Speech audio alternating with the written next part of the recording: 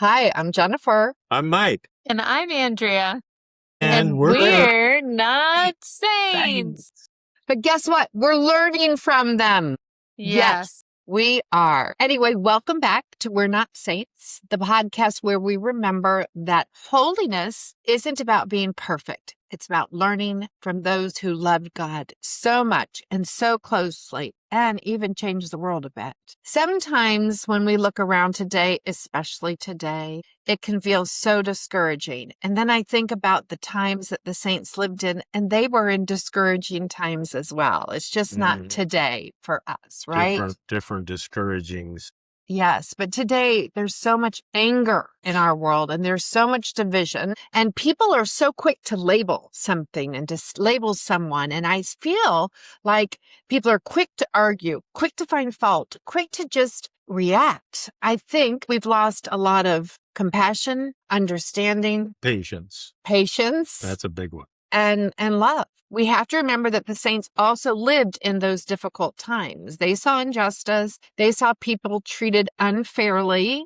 They saw wounds in the world that also must have broken their hearts, right? And yet again and again, they chose a path differently from what the world was experiencing at that time. I don't know if that makes sense, what I'm trying to say. What they were experiencing and what they might have expected, especially of someone like our saint today. Exactly, about our wonderful Katharine Drexel, a woman who was born into immense wealth and privilege in the United States. I like that we're talking about an American saint today. And she lived during a time when division, when racism and inequality was hugely strong. I mean, it was big. And it was so embedded in the society. She could have chosen to live the comfortable life far removed from the reality of what was really going on, but she chose, or she listened to God's call, I think. And that led her to give away her wealth, she founded a religious order and dedicated her life to serving Native Americans and African Americans, building schools, creating opportunities, and reminding people of something the world had often forgotten. Every person carries the dignity of being a child of God. I love that. And what's striking about Katharine Drexel is that she didn't answer injustice with bitterness. She did it with love. And that's what I think we all have to remember. We have to come from our heart space. I know I say it all the time. And her life, I think she's someone that I look up to and kind of have wanted to learn more from as I've been studying her. Today, Mike, Andrew, and I are going to talk more about Katharine and her history and what she's done. She really is an accomplished young lady. Yeah. Yes. She was born in Philadelphia, Pennsylvania in 1858. Like Jennifer said, she was born into a very wealthy family. Her father was very successful, so she had a life of privilege. Her parents were also devout Catholics, so they taught their girls to give things and help people in need. So she started at a very young age of her parents opened their door and gave food away and money or whatever people needed, daily. So she grew up with that and kind of was on the right path from the beginning. But I think her father died. She was fairly young. I don't remember the date, but her mother died 5 weeks after. And then 5 weeks, I don't know if it was when she was born or a sister was born. Her sister was born. And then her dad did end up remarrying. And she had nursed her stepmother, who had a terminal illness.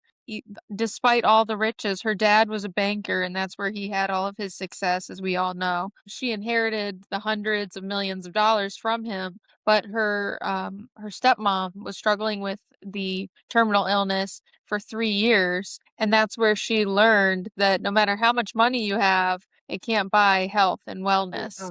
Right. And with her parents' devout Catholicism in the home and charitable giving 3 times a week, opening their home to people to give food and to provide things for underserved, I think those things coupled together produce this person who had a deep faith, but also the understanding that the riches can't buy you everything. Can't buy you time. Yeah. Can't buy Right. you time. No, but she went to visit the Pope at a young age, actually after her father had passed, and they were working on some missions in the West for Native Americans at the time. And she asked the Pope if he would grant her some missionaries to go out West and help with these missions they were starting that she was funding. She was paying for the funding of them. And the Pope told her that instead of sending missionaries, he wanted her to go. That was her call. And you go and run these missionaries. So that's what she ended up doing. She went, and that kind of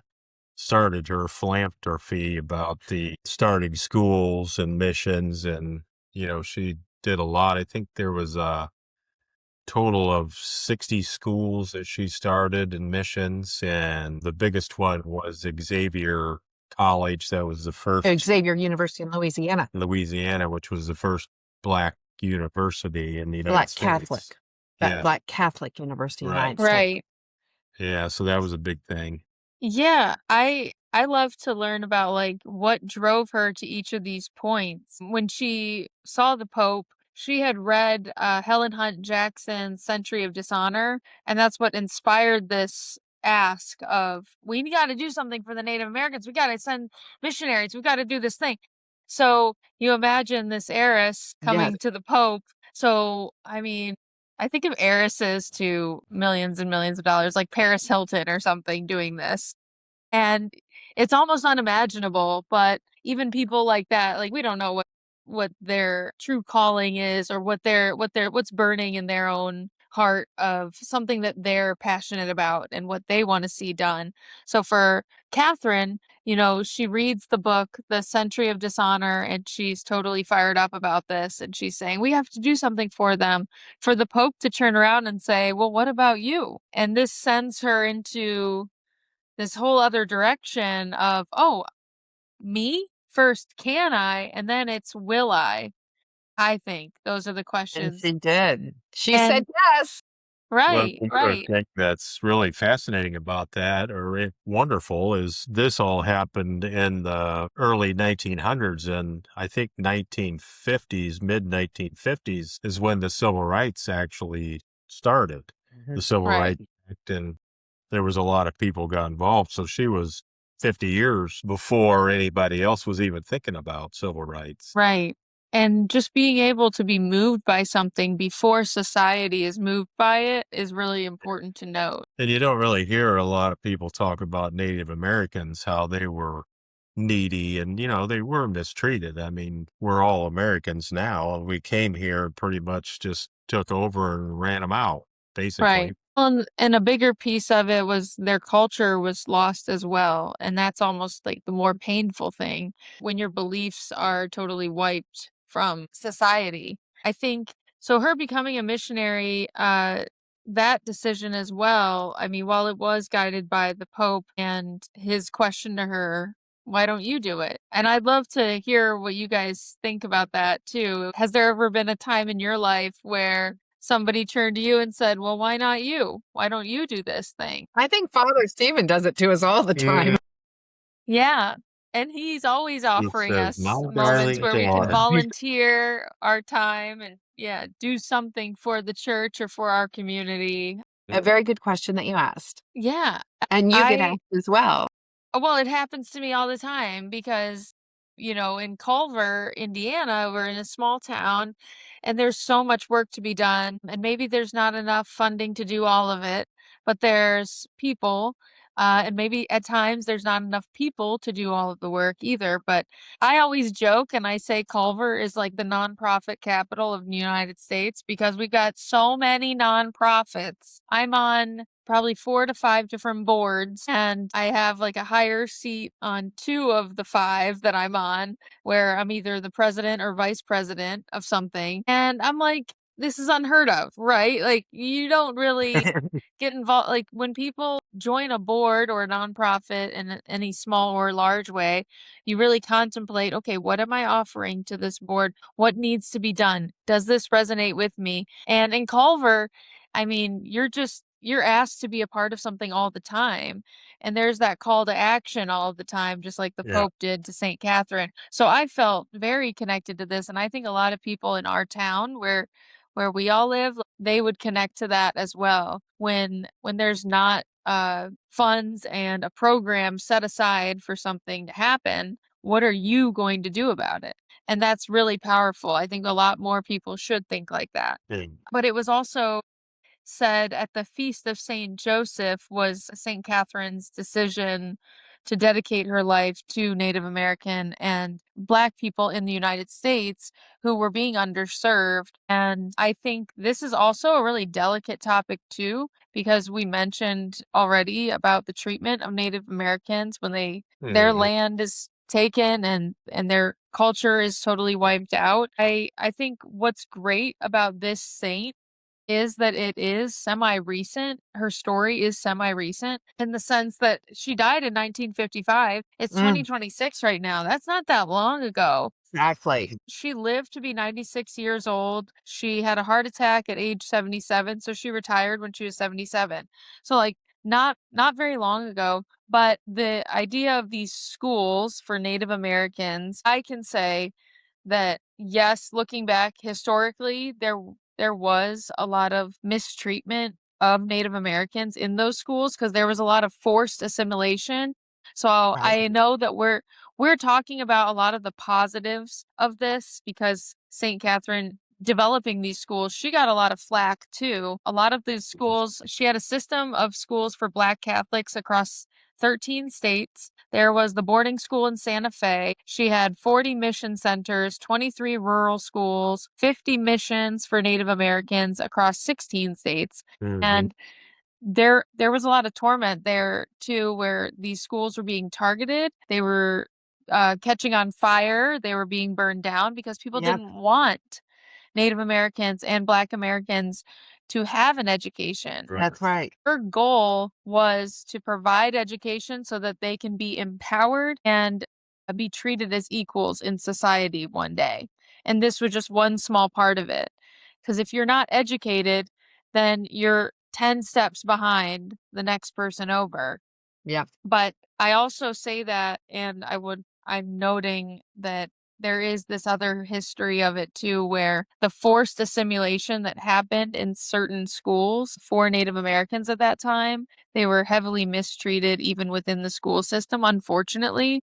But you look today at Xavier University, and they're recognized as one of the best valued schools and among the top 60 most innovative schools in the US. Yes. And so we're got my guts all over when you said that. yeah. And where they've become now today, while there might have been issues, St. Catherine did get this thing started, and that's a lot. There's a lot to say for that. She was trying to reach these underserved communities by providing education. Unfortunately, there was some bad stuff that happened within that environment because of the forced assimilation, which I'm not doubting happened or not trying to wipe over that. But let's look at where they are today too and how far they've come. Exactly. And this was the catalyst for it. There's always a few bad people in every good thing. I mean, And everything. even today's world, everything, for all the good there is, there's always somebody takes advantage of it. Yeah. There's always going to be somebody that doesn't believe in what you're doing as much as you do, or they might be vehemently against it. And even today, we have school violence and things that happen in schools that absolutely should not happen. Yeah. And I know that can be taken in different contexts as well. So Yeah. the bottom line is she did fight that resistance so that the marginalized communities could be educated. And that was her specific goal. And because this is a saint that she didn't die too long ago. Right. I mean, 1955. Right before I was born. Right. So there's writings from Saint Catherine that talk about her purpose and what she was intending to do here. So I hope that while people take into account the bad side of history, her intention was to provide education and to create opportunity, and her version of wealth through was education. right. And her version of wealth, creating opportunity through education Yeah. and using her wealth for good to share it with others, just like her parents had taught her in their own little way. They were able to give and they were able to do what they did with their wealth. The bottom line is use your privilege for good. And then that made me question myself, like, okay, what are you using your privilege for? Because some people might look at me and think that I am privileged, even though I know what I'm going through in my personal life and in my life in general, that might make me feel like I'm not privileged. I can't do anything for anybody else, but I still find ways to give. At church, we have our food bank. I donate clothes often. I'm trying to strip down the closet Yeah. space. And then, we have the garage sale as well. So you do get a little money back from that. But participating in a bunch of nonprofits when I can, when I have the time, you can donate your time as well. Having time is a privilege. I Right. know that now, having a 3-year-old. Exactly. Well, there's, giving can be a lot of things, but, Catherine gave away millions. And, at the time when she was giving her money away, I think I heard it was $7 million she inherited. In today's world, that would be probably $1 billion in today's market. Wait, 7 million? Yeah. I thought, okay, so she invested 20 million in her missions. Well, there was an article in the paper that said Katharine Drexel becomes a nun and gives away $7 million. That was an article that was in a paper. I don't know if it was in the Gotcha. Yeah, she So maybe definitely she gave gave it money. away, but she had more. She right. gave money away and then she invested in her Yeah. mission. I know the 20 million was needed for her to invest in her mission. Yeah. And she founded another group. It was the Sisters of the Blessed Sacrament. Yes. Over 100 of them. Yeah, so she invested in all of what she did. She was investing her money into these things, and that's where you use your privilege for good. But, sometimes it can seem like wealth equals evil. But when we're talking about these saints and they're giving everything away to live in poverty, Saint Katharine Drexel took it a step further by giving to an intended purpose, a specific thing that she was able to dream up herself. And sometimes that happens. And I think this also teaches us to really look into the programs and the groups and the things that we're giving to. I know a lot of people this time of year, it's coming up on tax day.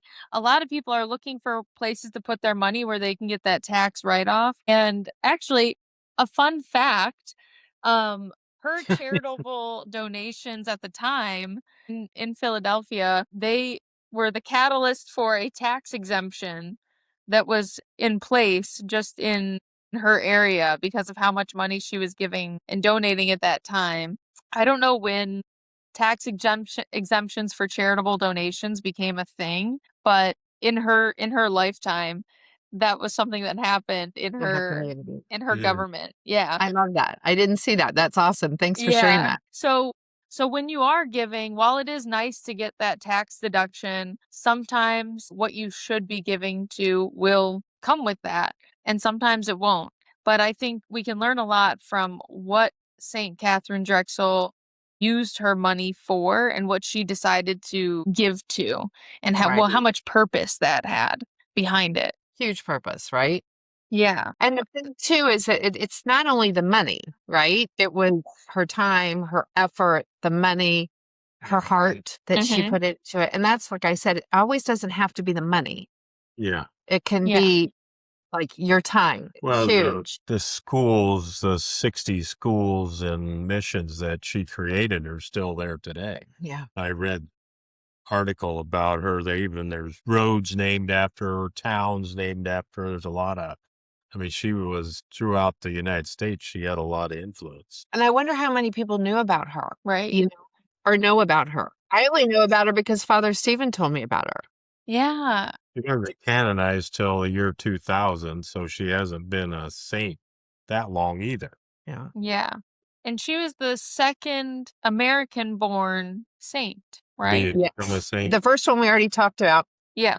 Yep. And that saint also had ties to education. Yes. The first American-born saint was Saint Elizabeth Ann Seton. Seton, of course. And yes, so then we have Saint Katharine Mary Drexel.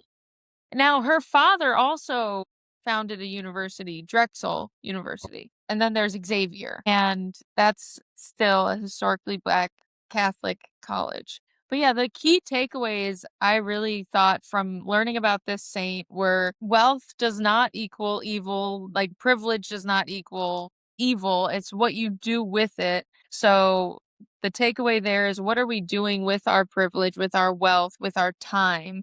And the other thing too is someone should fix this. Whatever this is that someone you? Yeah. Figuring out, are you that someone? If something keeps you up at night, maybe that's the thing that you're supposed to be doing. Yeah. Now you've got me thinking. I know, I see your wheels turning. I'm surprised Mike can't hear them. I said I can't. Oh, the wheels. That's what that ringing in my ear is. Yes. My favorite quote of Catherine's is, "Do not pray for easy lives. Pray to be stronger men and women." Oh, I like that. That's what she believed. I really like that. Yeah. Yeah. Very, very good. So basically says, don't pray for yourself, pray for others. Right. I mean, her story really does highlight the fact that we do need to pay attention to others, because she was paying attention to the most invisible people of society at the time. Yes. And luckily, she was able to help in the ways that she could. But when we're praying for others, think of those who might not be the first ones on our list, of maybe the last one on the list. The last person even being seen sometimes is the one that needs it, obviously, the most.